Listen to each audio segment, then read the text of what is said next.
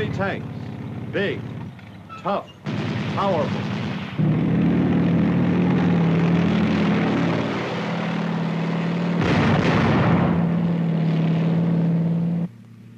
How'd you like to knock one of them out, soldier?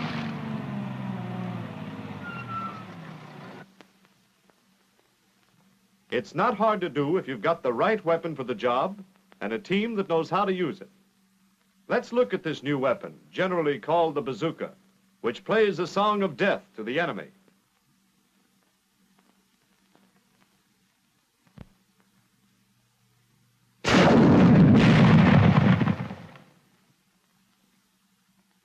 The team usually consists of 2 men, the gunner carrying the launcher and the loader with ammunition bags of 3 rounds each. The M1 rocket launcher is just a piece of pipe with a shoulder stock, hand grips, sights, and an electric gadget that fires the rocket. Here the loader shows you the 2 types of rockets. The M7 rocket, painted black with white letters, is practice ammunition.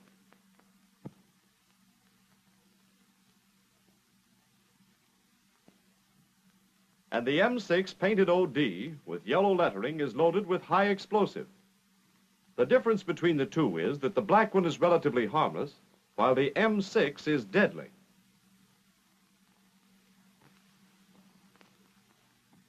It's simple enough. It's got a high explosive head.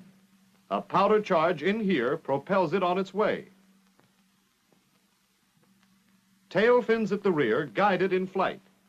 And an electric wire shoots a spark into the powder charge when you pull the trigger. A lot depends on that wire. It's soldered to the insulated brass contact ring on the nose and taped to the body of the rocket here, here, and here.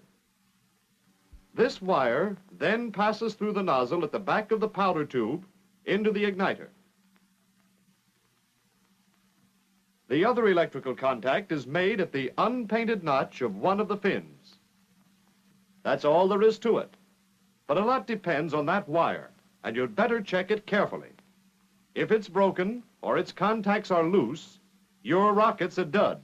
A safety pin passes through the striker mechanism and around the body of the rocket.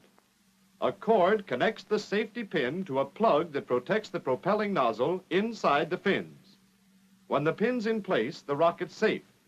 Once you've pulled it, watch out. If you drop it on its nose, it might not explode, but the chances are it would. This is no baby to be careless with. Here's the team going to work on a practice range. First, the gunner presses the trigger to test the electrical circuit. If it's okay, the little bulb in the left side of the stock will light up. If the bulb doesn't light, or any time the bazooka fails to fire, don't try to guess what the trouble is. 9 times out of 10, it's your battery's fault. Your bazooka is equipped with 2 batteries. Replace the old battery with the spare carried in the rear pocket.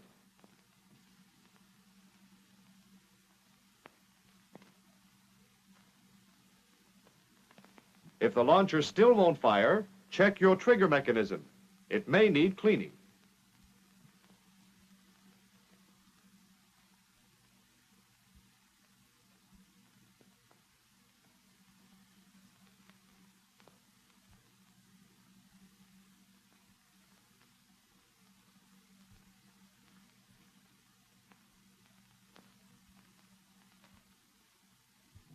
When the bulb lights, the launcher's ready, and the gunner takes his firing position.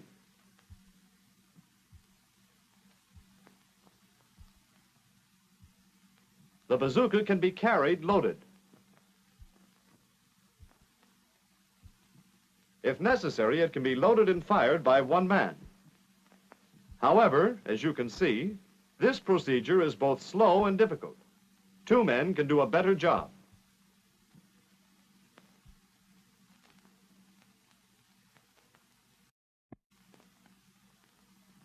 There's a terrific backblast of flame when the rocket's fired. Watch what it does to that white sheet. Get the idea? Rule number 1, keep away from the rear of the launcher.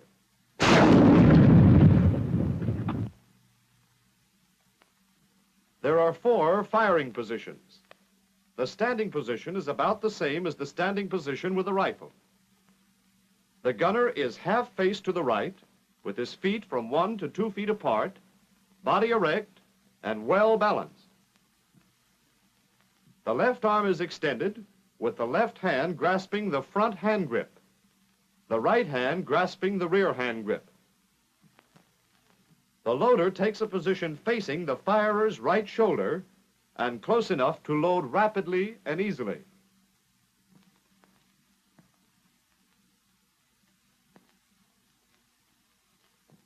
In this position, you traverse by moving the body from the ankles up. While the gunner is tracking, the loader must keep away from the rear of the launcher. Other firing positions are prone, sitting, and kneeling. In the prone position, the spine is straight, the legs close together. The body must be kept at an angle of not less than 45 degrees to the line of aim. If it isn't, you're likely to get a hot foot or something worse from the backblast.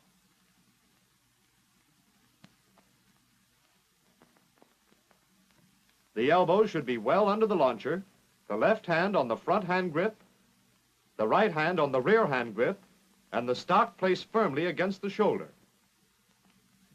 The loader gets flat on the ground, resting on both elbows, and at right angles to the line of aim. The loader should be opposite the firer's right shoulder and close enough to do his job. It is especially important when tracking a target that you remember to keep your body 45 degrees away from the bazooka's line of aim. The loader must move with the gunner not only to avoid burns, but to be able to serve the piece.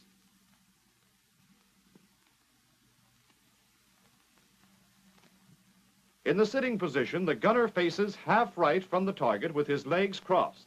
He leans slightly forward from the hips with his back straight. The left arm is extended and the right elbow is up to form a pocket for the stock. Neither elbow should be rested. The launcher is held as in the standing position. The loader sits opposite the gunner's right shoulder at right angles to the line of aim. His legs are crossed right over left, and he is close enough to the gunner to do his job without strain.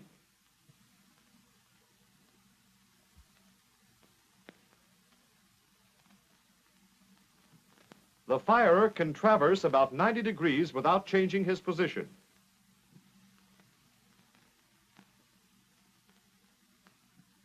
The kneeling position is similar to the anti-aircraft position with the rifle.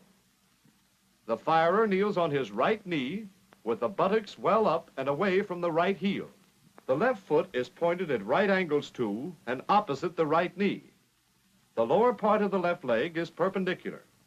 The body is held erect.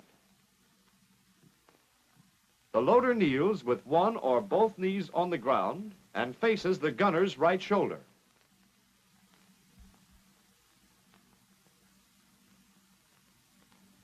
Traversing is done by moving the body from the waist up. With very little practice, you should be able to traverse 180 degrees. While tracking, the loader moves with the firer.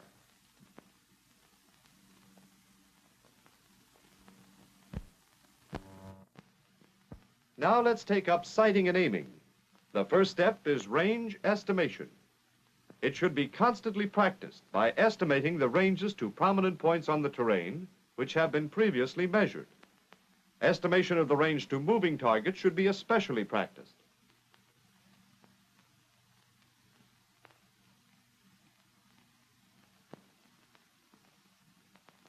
At short ranges, the rocket is very accurate. The most effective ranges are from 1 to 200 yards or less. Due to the high trajectory, it is difficult to make hits at ranges over 300 yards.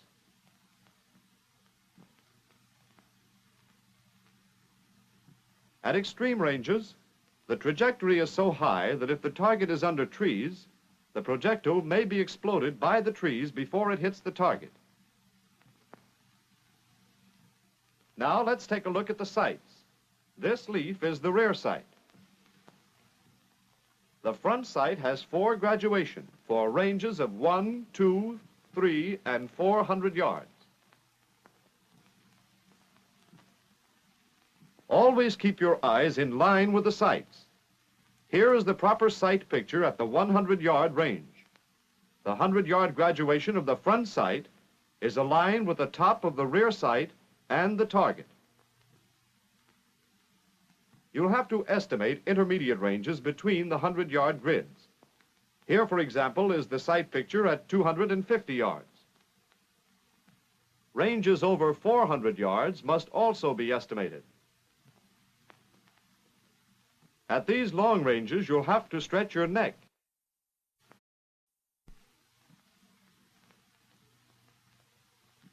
At short ranges, hold low, on the bottom of the target.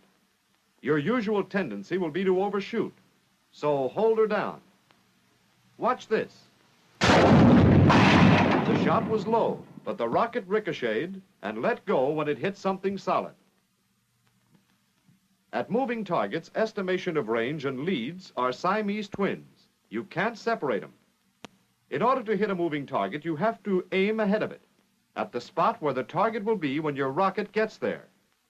To do this, you must lead the target. 1 lead equals the length of a tank. In your training, you will be taught the exact leads to use to hit a moving target at various ranges and speeds. You should remember these leads, but if you forget, here's a simple method of getting the same result. First, estimate your lead. Fire a rocket using that lead and watch where it goes. Then use the distance between the target and the spot where the rocket went as your correction. For example, if you underestimate the speed of the target, you'll hit behind it. So use the length of your miss as your correction and add it to your estimated lead. This gives you your corrected lead. It's a simple method. It makes no difference if your first rocket is in front of the target or behind. You still take the distance between the target and the spot where the rocket went as the correction. Add the correction if the shot went behind the tank. Subtract it if your first shot went in front. Since there are no adjustments in the sights, you'll have to use Kentucky windage to estimate your leads. Here's the sight picture showing 1 lead on a tank at 100 yards.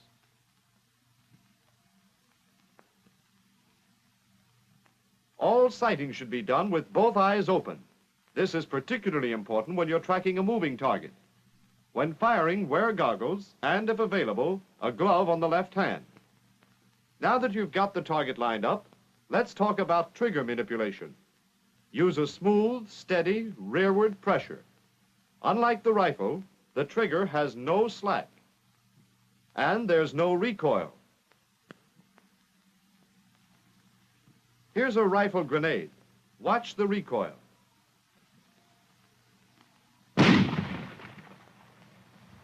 When the rocket fires, the launcher doesn't jump back.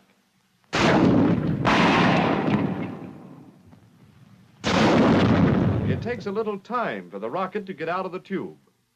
So keep your sights lined up on the target until the rocket's left the launcher and is well on its way.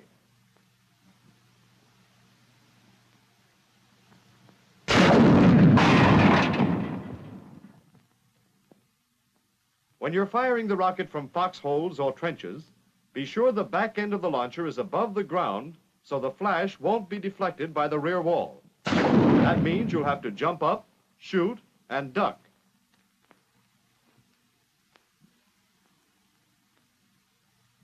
At night, the rocket has a distinctive flash to the rear, but no muzzle flash.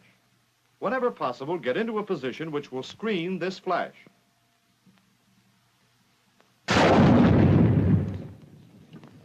The same team is firing here, but they're properly screened and you can't spot them.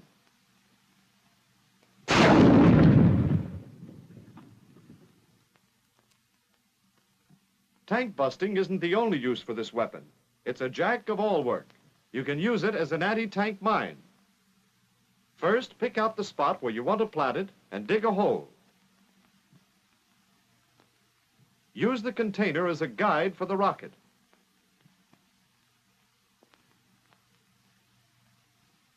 punch a hole through the bottom.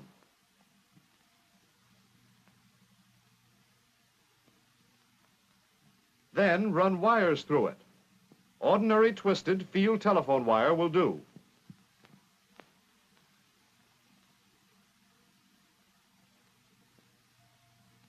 Attach one wire to the wire leading to the brass contact ring on the nose.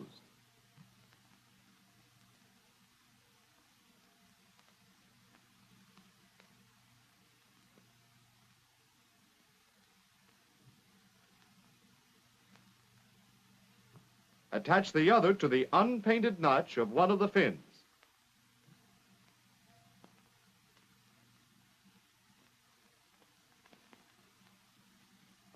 Then remove the safety pin and plug.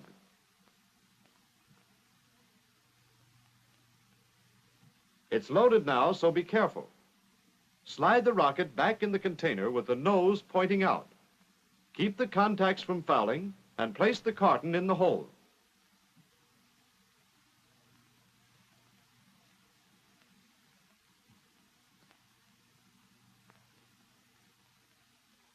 Lead the wires outside the hole to a concealed position.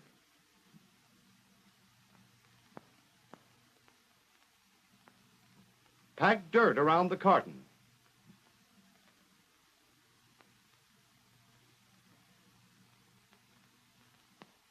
Be sure to remove the excess dirt.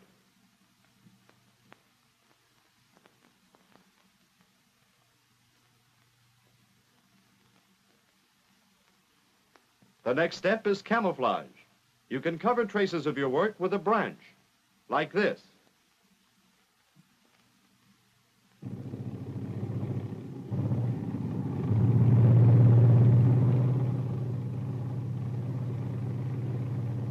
The dry cell battery from the launcher is powerful enough for this job. Close your circuit when you want to fire.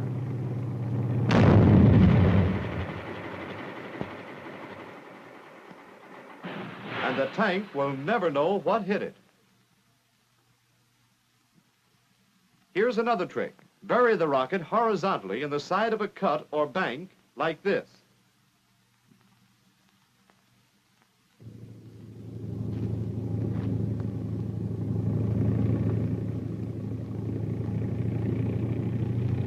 Use the dry cell battery as before. And one more tank crew will be singing, "Show Me the Way to Go Home." If you ever want to punch a hole in a pillbox or a wall, remember the rocket. And it can do a pretty job on other vehicles than tanks. One rocket in the cylinder block, and the engine's ready for the scrap heap.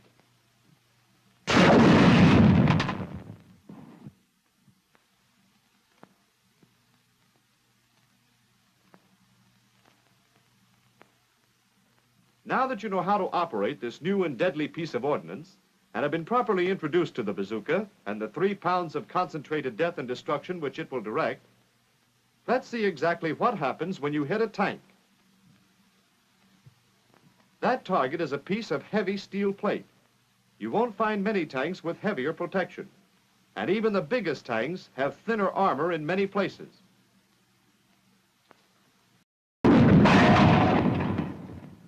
A man against a tank might sound like David against Goliath. But just as sure as David's stone killed the giant, you can blast a tank with one of these rockets, and here's the proof. A hole an inch in diameter, blown through the steel plate. And now take a look at this. These silhouette targets were placed 4 feet behind the steel plate. Every one of these holes was made by a flying fragment of red-hot steel. And there are more than 200 of them. This is what happens to a tank crew when a rocket hits. This M6 rocket is tough on tanks if you know how to use it.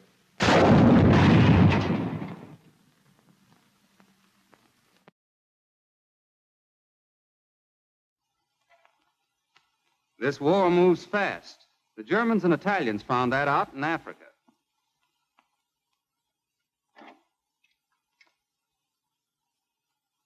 We picked up some things, too. Even while this picture was being filmed, changes were being made in the bazooka and the rocket. changes based on the experience of the men who fired them overseas. In every case, the improvements you will find make your weapon simpler and more effective. Your launcher has an instruction tag. Read it. Every word is important from the first line to the last. Paste it in your memory. Follow its rules. Your bazooka will do the rest. Let's take up the changes in the launcher first. There's a wire wrapping of 20 inches at the rear end, from here to here. The contact box, which used to be in this position, has been removed. Instead, there are two spring contacts at the rear on either side of the launcher. These contacts are used in the new method of loading, which you'll see in a few moments. There's a sling on the new launcher. It makes it a lot easier to carry, and you can get it into firing position in a hurry. You may get a launcher which has no front hand grip. In this case, the left hand supports the tube and is placed directly in front of the trigger guard. There's a flash screen at the front end of the launcher to stop unconsumed particles of powder. Those are the changes in the launcher, and they're all designed to help you and destroy the enemy. Now let's take a look at the difference between the old rocket and the new ones, called the M6A1 and, as here, the M7A1. You'll remember the old rocket had a contact band at the nose and a wire leading to it and extending down the side of the rocket. There was also a cord attached to the safety pin. In the new rocket, the band and the cord have been eliminated. The wire, which was here on the old rocket, is now coiled within the fins.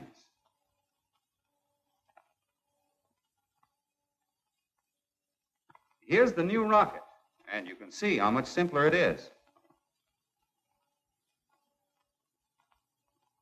Now let's see the new method of loading.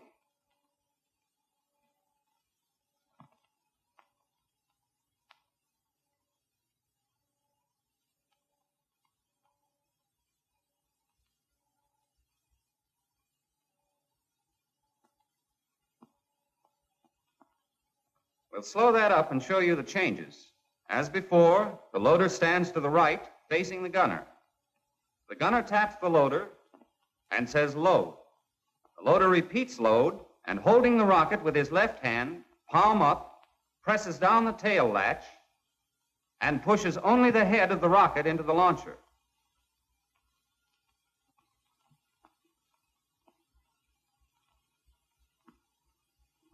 Now, the safety pin is removed and dropped. Remember, there is no cord on this new rocket. The rocket is pushed in until the tail latch catches in the notches of the tail fins. Now, here's something important. Up to this point, the rocket cannot be fired because the electric circuit has not been completed. The loader slides his right hand forward and with his left hand pulls the insulated tab of the coiled contact wire to the rear. Don't yank it. This wire must stay attached to the rocket. The next step is to draw the contact wire through the spring contact with the left hand.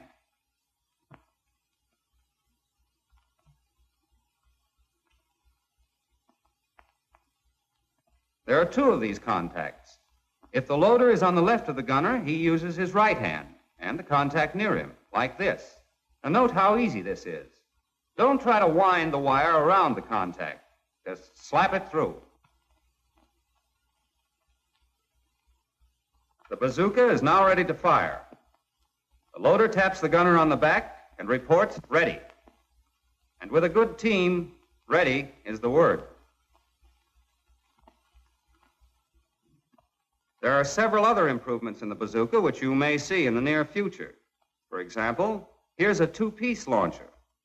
This is designed for easy carrying and stowage and for special use by paratroopers. One quick turn and the launcher is ready for action.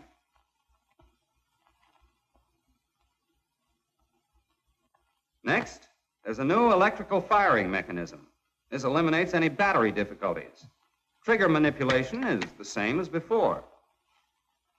Then there's the new optical sight, which gives the gunner a greater field of vision and thus makes it easier for him to lead the target. When not in use, it's folded back against the launcher. And finally, there's the two-position metal stock. The small groove is used in the prone position and the large one for all other positions.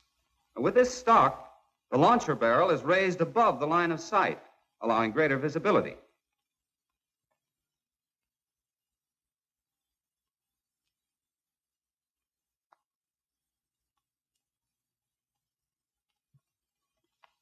Well, that's it. The bazooka with these improvements is easier for you to handle and deadlier for the enemy to handle. Now learn and remember what you've seen in this film. You're going to be over there yourselves.